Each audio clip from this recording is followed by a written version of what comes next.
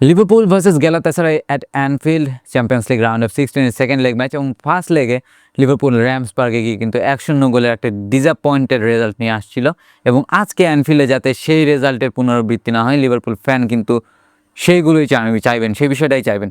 Anfield এমন একটা stadium যেখানে পৃথিবীর যে কোনো বাঘা টিম এসে লিভারপুলের বিপক্ষে প্রতিদ্বন্দ্বিতা করার সময় অসুবিধায় পড়ে, সে যেই কোনো টিমই হোক। এবং আজকে কিন্তু দুর্দান্ত ফর্মে থাকা গ্যালাতাসারাই সেই স্টেডিয়ামে লিভারপুলের এগেনস্টে মাঠে নামবে এবং আমরা চাইবো যে যাতে লিভারপুল একটা জয় নিয়ে মাঠ ছাড়তে পারে, তারা যাতে কোয়ার্টার ফাইনালে যাইতে পারে। গ্যালাতাসারাই কিন্তু অনেক দিন, প্রায় 2003-04 মৌসুমের পরে, আমার সঠিক না, তবে 2002-03-04 এইরকম মৌসুমের পর থেকে কিন্তু কোয়ার্টার ফাইনালে যায় নাই আর কখনো।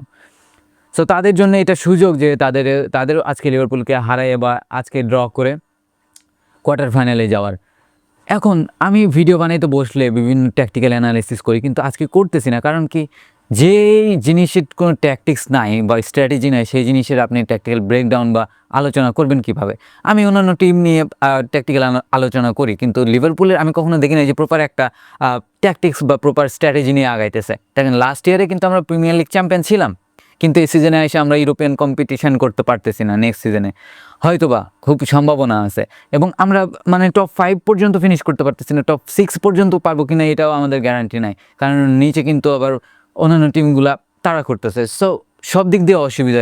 আজকে যদি লিভারপুল কোনোভাবে হেরে যায় বা কোনোভাবে ড্র করে যদি চ্যাম্পিয়ন্স লিগ থেকে বাদ পড়ে যায়, তাহলে আর্নে স্লট কিন্তু আর দায়িত্ব রাখতে পারবেন না। অ্যান্ড আমি চাইবো যে যাতে আর্নে স্লট এবং কডি গ্যাকপোর যেই ইরাটা আছে, যে যুগটা আছে, এটা যাতে শেষ হয় খুব দ্রুত। এবং আজকে ম্যাচ হারলেও আমি খুব বেশি একটা কষ্ট পাবো না। কিন্তু সবচেয়ে বড় যে বিষয়, যে স্লট যাতে আর না থাকে, এটা কিন্তু শুধু আমার না, এটা লিভারপুল ফ্যানদেরই চাওয়া। আমরা যেই জায়গাতে লাস্ট ইয়ারে প্রিমিয়ার লিগ চ্যাম্পিয়ন ছিলাম, সেই জায়গাতে আমাদের এত স্ট্রাগল করতে হচ্ছে। কেন আমরা প্রিমিয়ার লিগ জিতছিলাম এবং কেন আমরা এই সিজনে, দেখেন লাস্ট সিজনে আমাদের যে টিমটা ছিল, এটা জুর্গেন ক্লপের তৈরি করে দেওয়া একটা টিম, এবং এই সিজনে এসে যেটা করতেছি, যেভাবে আমরা পারফরমেন্স করতেছি, সেটা কিন্তু আর্নে স্লটের গঠন করা একটা টিম। সো দুই দিক থেকে প্রপার মানে একটা হিউজ ডিফারেন্ট আছে দুইটা টিমের মধ্যে।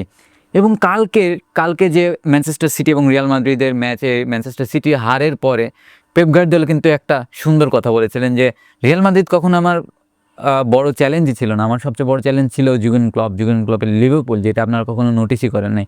সেই জুর্গেন ক্লপ এমন একজন মানুষ ছিলেন যিনি লিভারপুলকে এইভাবে পরিচালনা করে গেছেন। সেই জায়গাতে স্লটকে দিয়ে আমরা একটু বেশি মনে হয় প্রত্যাশা করে ফেলেছিলাম যে স্লট হয়তোবা জুর্গেন ক্লপের উত্তরসূরি হইতে পারবেন।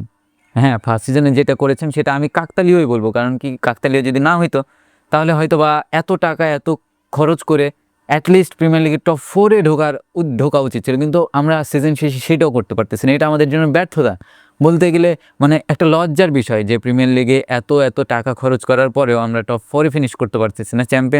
চ্যাম্পিয়ন্স লিগের কোয়ার্টার ফাইনালে পর্যন্ত যাবো কিনা সেটার গ্যারান্টি নেই, এবং মানে আমাদের যা ইচ্ছা তাই অবস্থা, কোনো স্ট্র্যাটেজি নেই, কোনো ট্যাকটিক্স নাই, কোনো প্লেয়ার কম্বিনেশন নাই।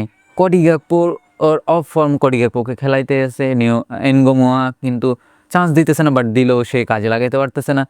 ফেদেরিকো কিয়েসাকে ভালোভাবে ইউটিলাইজ করতে পারতেছে না, ট্যালেন্টগুলো খুব মানে ভালোভাবে ডিস্ট্রয় করতেছে। মানে সব দিক দিয়ে একটা ফ্রাস্ট্রেশনের মধ্যে, ডিসঅ্যাপয়েন্টেডের মধ্যে লিভারপুল ফ্যানরা যাচ্ছে কিন্তু। এবং আমি চাইবো যে যাতে এই জিনিসটা তাড়াতাড়ি শেষ হোক, এবং আমরা এই জিনিসটা আর দেখতে চাই না। আর্নে স্লটের অনেক হয়েছে, অনেক দেখছি, একটা সিজন পুরো দেখলাম। লাস্ট ইয়ারে কিন্তু আমরা প্রিমিয়ার লিগে ভালো করলে চ্যাম্পিয়ন্স লিগে খুব একটা ভালো করতে পারি না। আমরা জেতা ম্যাচ পিএসজির কাছে হেরে গিয়েছি, পিএসজির হোম গ্রাউন্ড থেকে আমরা জিতে আসার পরে আমরা অ্যানফিল্ডে এসে হারলাম পিএসজির কাছে। তিনি কিন্তু একটা প্রপার স্ট্র্যাটেজিতে ম্যাচটা পর্যন্ত শেষ করতে পারেননি। সো হতাশা, দুঃখ সবই আছে মনের মধ্যে, কিন্তু সেগুলো বলতে পারতেছি না বা ফুটাইতে পারতেছি না, এবং আমি খুব অ্যাগ্রেসিভ ওয়েতে কথাও বলতে পারতেছি না।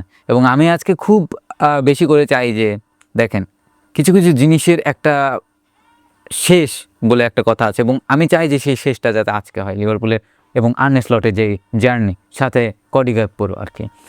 সো এই হলো চাওয়া, এবং এইটাই আমার বলা ছিল আজকে, যে খুব বেশি একটা বলতে চাই না, কারণ কি, মানে আমার রুচি আসতেছিল না যে আর্নে স্লটের মতন একজন কোচকে নিয়ে আমি এইরকমভাবে একটা রিভিউ ভিডিও বানাই, এত এফোর্ট দিয়ে বা ভালো কিছু বলি। কারণ কি, আমি চাই যে উনি যেরকম ডিজার্ভ করেন সেরকমই যাতে আমি তাকে দিতে পারি।